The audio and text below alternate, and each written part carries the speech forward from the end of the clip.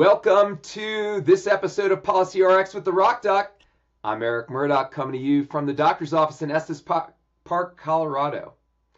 So for this episode, we have Tommy Caldwell on board. Tommy, of course, is one of the greatest climbers on Earth.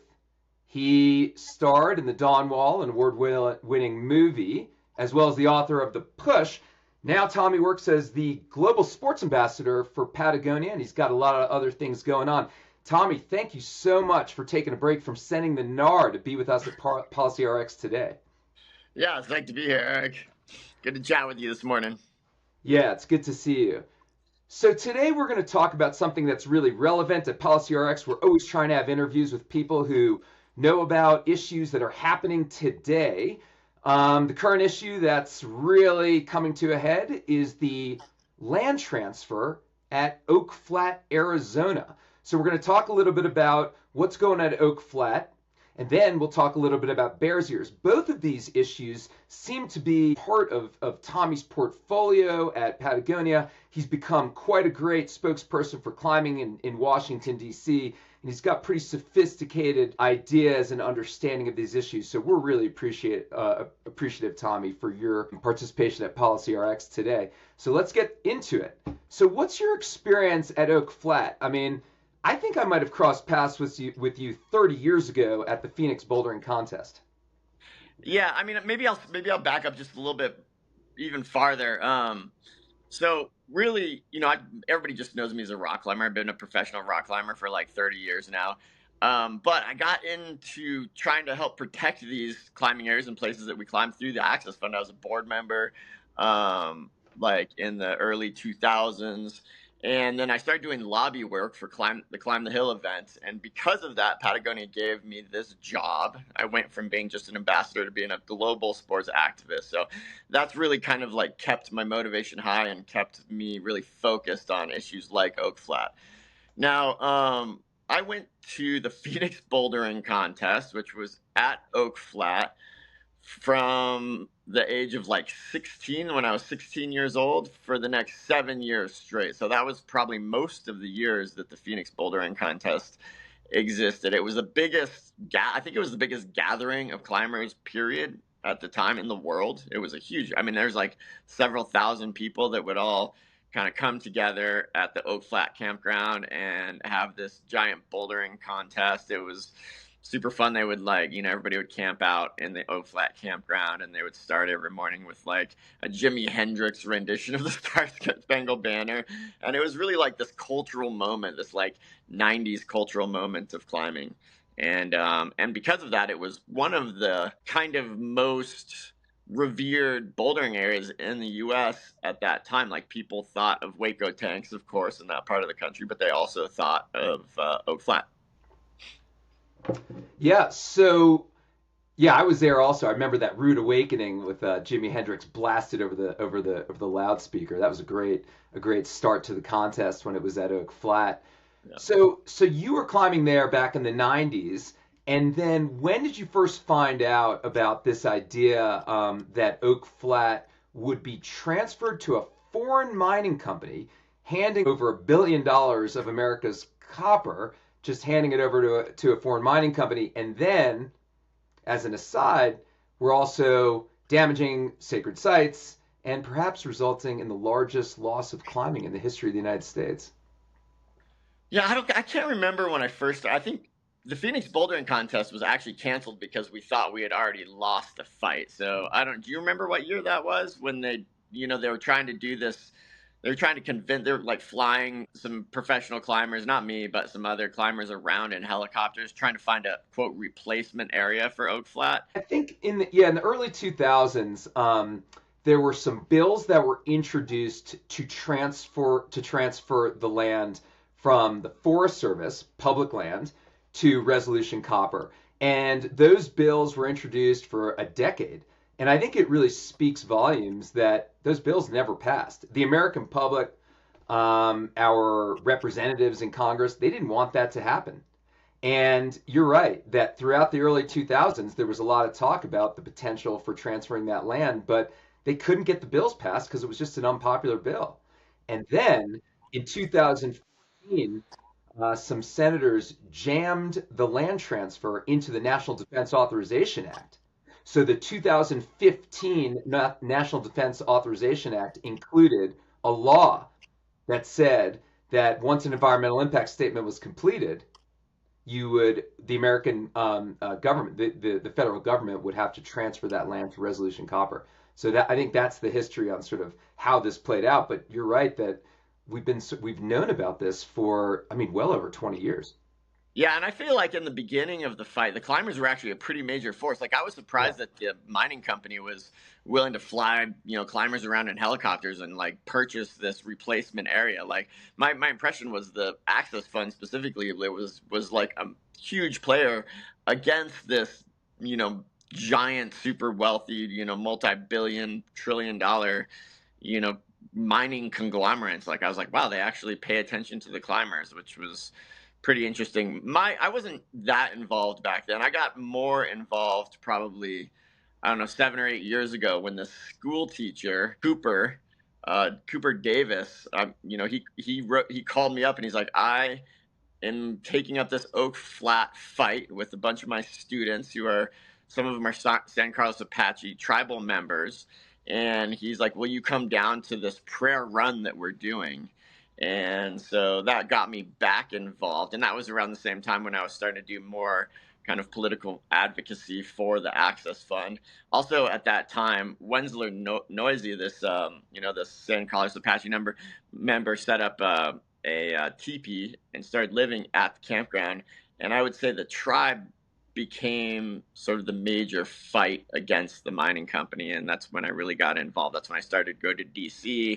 I went down to Arizona and did a whole series of events and tried to get the climbing community re-engaged. And that's when I really started to learn the details of the mine.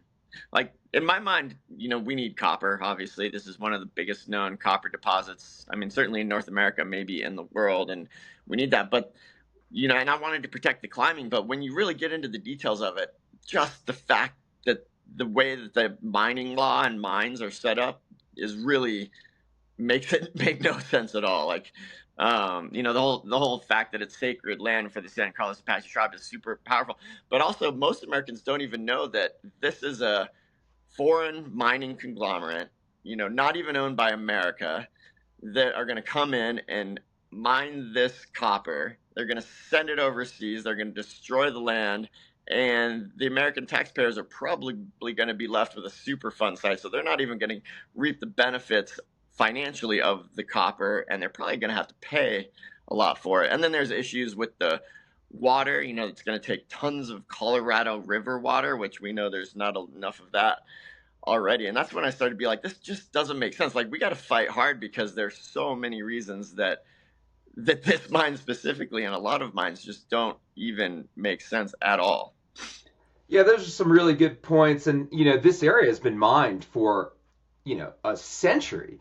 But I agree with you that this particular mining plan of the foreign mining company would actually use block cave mining techniques, which would subside the entire area into a crater. This is not like just tunneling underground and getting some copper.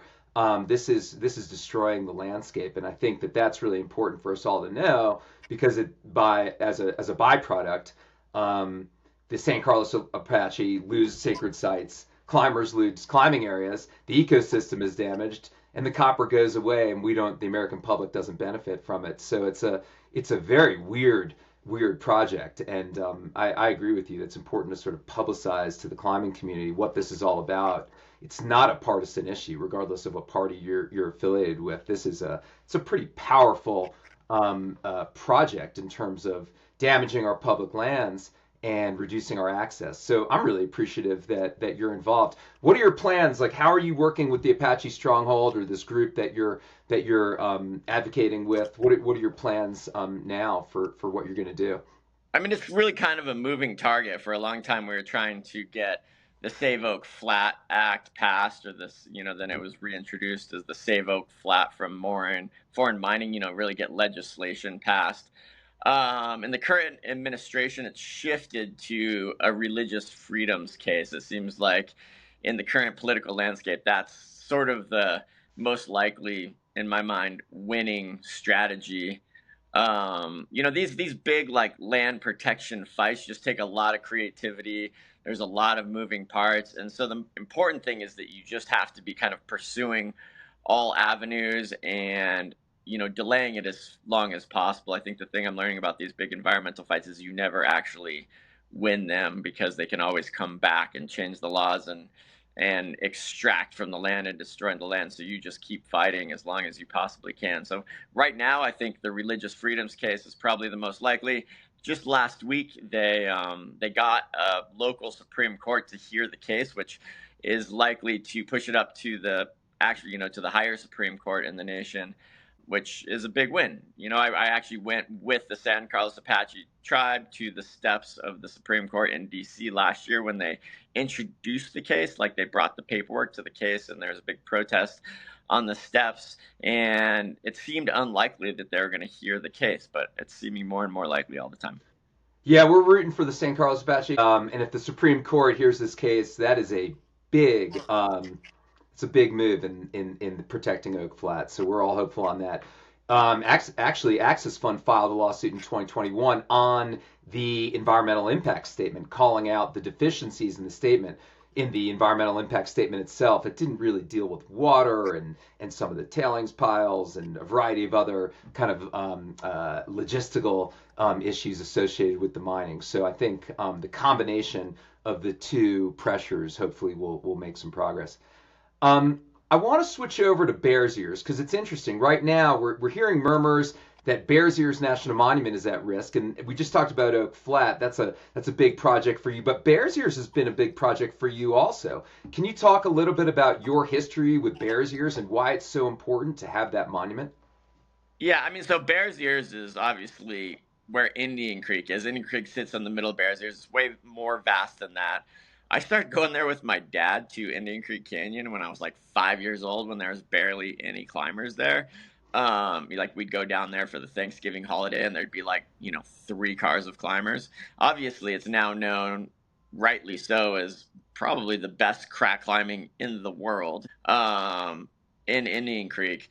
But in more recent years, when I started to get involved in this like monument designation, I was like kind of loosely involved in the original Obama monument designation. I started going down there and exploring sort of the greater Bears Ears region and understanding more about the climbing. And then, I really believe that if I'm gonna work to protect these lands, I need to understand the viewpoint of like the indigenous people. And Bears Ears was, that county, that region was one of the most populous places in the whole United States, hundreds of years ago. And so there's like a vast amount of archaeological, besides the climbing, there's a vast amount of archaeological like history down there. I think so many Americans just think of the history of the US starting with like, Columbus. When you go to Bears Ears, you're like, oh, and you're like, why is there nothing old in the US? You go to Europe and you're like, oh, all the buildings are so old. You go to Bears Ears and you're like, oh, there's a history here that it dates back so far, and it's very cool, and it's certainly worth protecting.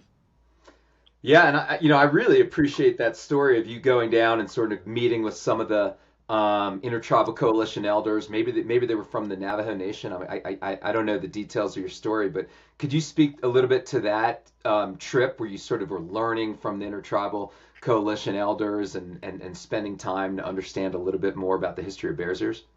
Yeah, so the climbers and the business community and the tribes were really working closely together, I would say 10 years ago, for the original Obama monument. But then at some point, it's sort of like the relationship sort of got a little bit more loose for whatever reason. I think the tribal members that are involved kind of switched over, and people thought that the Obama monument was safe. So when Trump tried to roll it back, I decided to get involved, and so I ended up connecting with this group of totally badass land protectors called the Women of Bears Ears, and went down and like attended a prayer ceremony in Bears Ears with them, and it was incredibly moving. Like, I think I went to Bears Ears being like, "Oh, this is a place that's owned by the American people. Climbers are, some of the people that use it the most." And so we have this connection with the land. But going there with the women of Bears Ears, I was like, oh, my connection with this land as a climber is nothing compared to these women. Like their cultural and archaeological and spiritual heritage is all tied up in this. They think of the land and the rocks as like their ancestors. I was like, we are just a supporting role. These are the people that really should be making the choices about how this land is managed, and they want the monument. And I would say that that sort of intensified my motivation and helped clarify sort of the fight and how to protect it. Yes, I'm like looking after it for the climbers, because I think that the monument is the best way to kind of secure climbing. But also, this land was taken by Westerners from these tribal members that are still there. Like when I was a kid, I would see the petroglyphs, I would see the ruins and the cliffs, and I thought that those people were gone, but they're not. They're still there. Yeah, you've done really incredible work with tribal members down there, and you've definitely helped me sort of understand that perspective. I also remember a famous photo of you taking a massive whip off a finger crack when you were sort of a kid, and that's sort of an inspirational image for climbers. What was that Yeah, photo? Could you speak to yeah, that? yeah. When I was, I grew up trad climbing with my dad, and then I just turned into a total sport climber for a lot of years. But then at one point, I was like, I want to free climb El Cap, and I was like, I need to learn how to use cams better. I need to get into trad climbing. So I did a trip to Indian Creek, and I had been doing tons of climbing in rifle, and sort of the way that we would climb the routes in rifle is we would just clip the bare minimum number of bolts and end up taking these massive whippers. And at that time, Indian Creek was mostly full of like real trad daddy climbers, and their ethic was they kind of were like put a cam in every body length. And so I went to Indian Creek as a teenager who was a 514 climber, and I was like, I just get too pumped to stop and place gear, so I'm just gonna find good gear and then just run it out. And I ended up going down there with this famous climber named Craig Lubin, this great photographer back in the day, the guy that invented Big Bros. And I tried this route called Broken Brain, and it ended up taking like this 40-foot whipper. I put in these cams and just tried to gun it for the top and blew it right at the top and took this huge fall. And it became kind of a famous picture because people just didn't do that in Indian Creek. You only took little falls, and here I was taking this massive fall, and it got captured in a photo, and that photo is kind of famous now. I love the way your tenacity on the rock is the same as your tenacity um, in protecting these areas. It seems like you're approaching these things with the same sort of attitude, and that's clear and really appreciated by the conservation and recreation communities. And then I'll just add in just last year, as we were trying to build the recreation plan for Bears Ears, I went back down there and met with a bunch of the tribal elders and the Bears Ears Coalition, which is kind of the major advocate, indigenous led advocacy force down there nowadays, and really tried to understand what build this bond between the climbing community, make it so that we could support the tribal members and establish a recreation plan that would work for all of us. And the Access Funds, I was there with the Access Fund, and we met with the Forest Service people and the tribal members and had this really powerful, amazing trip. I actually took tribal elders climbing. It was kind of trippy to go to Indian Creek and get like these elderly tribal people like up a pitch in Indian Creek. Yeah, it was a pretty fun What did trip. they think of the climbing? They understood the playful nature of climbing, like hanging out with these tribal members. They're so like they laugh all the time. They're constantly giving each other grief in this sort of good-hearted way, and so they really understand playing really well. And so climbing brought that. Like we had a super fun time. They did question climbing, though. I would say we went to the Battle of the Bulge Buttress, which is one of the more highly impacted climbing areas down there. There's routes where the desert varnish has been basically worn off by climbers, like dragging their hips up the wall, dragging cams up the wall. There's a few routes with big chain anchors. And when you take tribal members climbing, they look up at these chain anchors and they see that we've drilled them into the wall. And to them, it's like a physical wound. So they are so open to compromising. And as long as we're kind of fighting the bigger fight together, I think they support the climbers. But it does give me pause a little bit. It is like it makes me think about the kind of impact that we're causing and want to find ways to make sure that we're minimizing that. Yeah, yeah, good points. And I bet that a lot of those folks really connect with you because such an optimistic and happy person. You're also smiling and laughing a lot, and that's a real cool attribute of you. Well, let's wrap this up, and can you tell us if you've got any projects or trips or plans in the near future going on? I mean, yeah, I've always got stuff going on. Rock climbing wise, I just got back from an incredible trip to Cochimo, which is, a big land protections fight in Chile, which was a super fun trip. And it sort of spurred a fascination with that region and a bit of an understanding about all the environmental issues going on in the Chilean coast. And so I am in the process of trying to put together a human powered trip that would go from the very southern tip of South America all the way up, kind of the Patagonia region of Chile. And it would involve climbing and skiing across the biggest ice cap outside of the Arctic and kayaking in the oceans and all sorts of stuff. Right now the idea is too big. I got to figure out a way to scale it back, but it's sort of mostly about adventure stoke and huge, just a giant adventure, but also trying to, make people aware of how special that place is and how kind of impacted it is by the extractive industry. So that's kind of the sweet spot for me these days, is finding sort of the collision of those two worlds. I'm also still racing Sonny Trotter and Alex Honnold back to the ninth grade, to 9A. As middle-aged dads, we kind of made this pact to all try and climb 9A again. Sonny won. He already did it. But I'm still trying to do it. And actually, I almost sent my project yesterday or 2 days ago. So I'm going, I'm here in Tahoe, living in South Lake Tahoe these days. I'm doing a lot of cragging and just trying to stay strong. Sounds good. Yeah, I hope you send your 9A. And if you need help supporting your expedition, you always got my number. So, thank you so much for joining us on Policy RX. Climbers, stay tuned for our next episode. We'll be talking about a relevant issue dealing with public lands, climbing, and other things that relate to our community. So thanks, Tommy, and we'll see everyone else in a couple weeks.